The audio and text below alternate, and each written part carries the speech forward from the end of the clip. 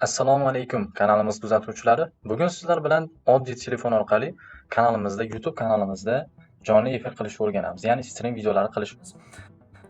Buning uchun sizda YouTube kanalingizda eng kamida 50 ta obunachi yig'ilgan bo'lishi kerak. Ana o'shandan so'ng siz kanalingizda stream videolar qilishingiz mumkin. Bugungi videoda biz telefon orqali stream qilishni, ya'ni ekran zapis qilishni, ekranga yana kamerani joylashtirishni, yozuvlar va boshqa yangi funksiyalar qo'shishni o'rganamiz. Bu funksiyalar YouTube'da o'zida bo'lmaydi, bizga maxsus ilova kerak bo'ladi. Prism Live Studio degan ilovani yuklab olishingiz kerak bo'ladi. Play Marketga kiring va xuddi mana shu iborani yozing. Prism Live Studio deb qidirib berasiz va birinchida chiqqan kanalni ilovani yuklab olasiz. Prism Live Studio degan qidirib beramiz va xuddi mana shu birinchidagi ilovani yuklab olishingiz kerak. Mana shu. Birinchida turgan qora rangli ilovani yuklab olamiz. Bizda bu ilova yuklangan va ilovaga kirib biz ishni boshlaymiz. Ilovaga kiramiz va bizda birinchi akkaunt tanlash kerak bo'ladi. Akkauntni tanlab olamiz. Akkauntingizni tanlab olganingizdan so'ng sizda mana shunaqa oyna ochiladi va bizda screen degan bo'limiga o'tamiz va bizda shunaqa bo'lim ko'rinadi. Endi biz birinchi navbatda biz YouTube akkauntimizni ulab olishimizga to'g'ri keladi. Bizda shunday oyna ochilgan va ready degan tugmani bosamiz.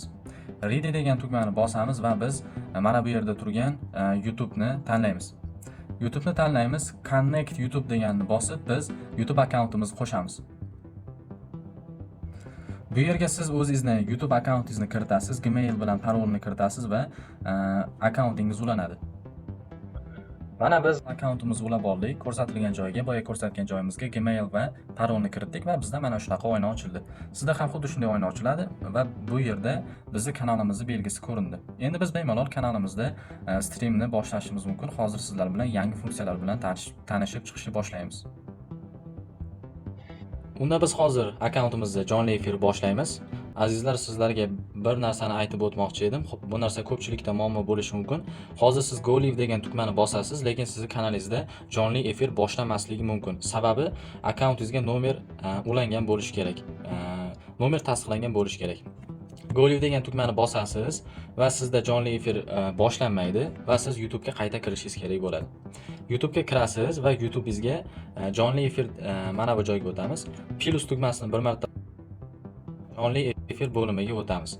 Bu bo'limdan sizga nomer ulash so'raladi. Nomer tasdiqlaysiz va 24 soat ichida akkauntingizga ruxsat beriladi.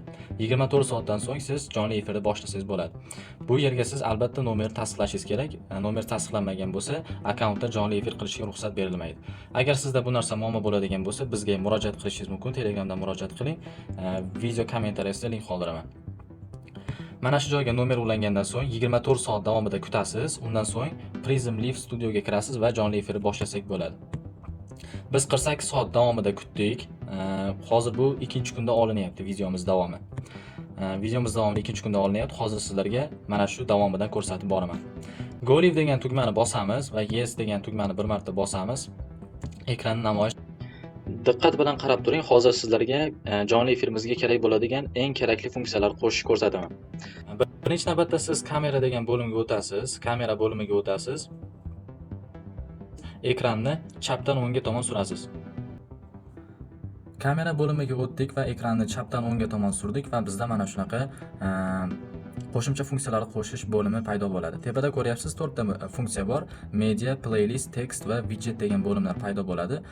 Birinchida turgan tugmani bossak, biz jonli efirga biz video va rasmlarni yoki bo'lmasa musiqalarni joylashtirsak bo'ladi. Bu narsa bizni jonli efirimiz davomida ko'rinib turadi. Ekranning xohlagan qismiga siz joylashtirib qo'ysangiz bo'ladi. Ana strelkada ko'rsatilgan media tugmasi ustiga bosing va o'zingizni galereyangizdagi rasmlarni joylashtirsangiz bo'ladi. Uchinchida turgan text degan tugmani ustiga bir marta bosganingizda siz jonli efir orasiga matnlarni ham joylashtirib qo'ysangiz bo'ladi.